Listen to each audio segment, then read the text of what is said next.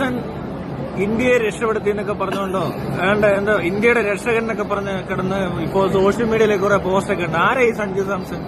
നിന്റെ അച്ഛനാണ് സഞ്ജു സാംസൺ. നിനക്ക് സഞ്ജു സാംസൺ ആരാന്ന് അറിയത്തില്ലെങ്കിൽ നിന്നെ പറഞ്ഞിട്ട് കാര്യമില്ല. നീ പറ. സഞ്ജു സാംസൺ ആണോ ഇന്ത്യയുടെ ദാരിദ്ര്യം മൊത്തം ഇല്ലാണ്ടാക്കിയതോ? ഗംഗാജലം ചിലപ്പോ പ്യൂരിഫൈ ചെയ്ത് കാണും. അല്ല, അതൊക്കെ ചെയ്തത് നീ നിന്റെ കുടുംബക്കാരുമാണ്. അത് പൊല്യൂഷൻ ടോട്ടലി ഇല്ലാണ്ടാക്കി.